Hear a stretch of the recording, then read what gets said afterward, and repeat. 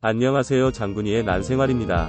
풍란은 산속의 물가의 노목이나 바닷가 암벽에 붙어 살던 앙드 건무리의 난과 상록 단연초로서 바람이 잘 통하는 곳을 좋아한다는 점에서 풍란이라는 이름이 붙었다고 전해집니다.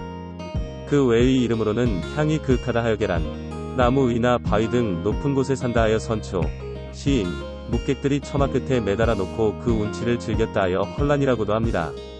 풍란은 두 종류가 있는데 에어리즈 자포니큐움 레이치브필이라는 학명을 가진 나도풍란, 일명 대여풍란과 네오피네치아 팔카타 허라는 학명을 가진 소여풍란이 그것이며, 소여풍란 중 잎모양이나 잎의 무늬, 꽃의 색깔과 형태 등의 면에서 특이하여 남다른 감상가치가 있는 것을 일본인들은 북이란이라 부릅니다.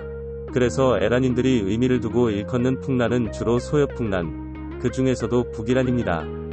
풍란, 북이란이 원예 상품으로 개발된 것은 주로 일본에서였으며, 과거 토쿠가와 막부 시절부터 귀족들의 사치스러운 취미생활로 시작되었다고 전해집니다. 우리나라에도 풍란은 남해와 서해안을 중심으로 분포되어 있으나 무분별한 남획으로 멸종위기에 놓여 있어 국가에서 보호식물로 지정하여 보호하고 있습니다. 풍란이 에란인들의 관심을 집중적으로 끌고 있는 이유는 그 첫 번째 이유가 바로 독특한 향에 있습니다.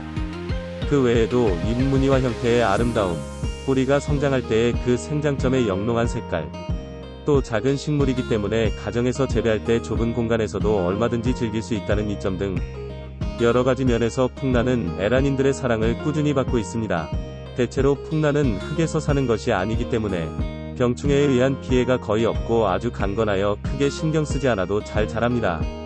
일반 난들처럼 매년 새 촉이 불어나는 것은 아니고 잎도 1년에 2장 정도 나오기 때문에 번식이 빠른 편은 아닙니다. 그러나 새 촉이 붙을 경우 한꺼번에 여러 촉이 붙기도 하므로 약간의 기다림과 시간만 할애하면 대주로 키우는 것도 그리 어려운 문제는 아닙니다.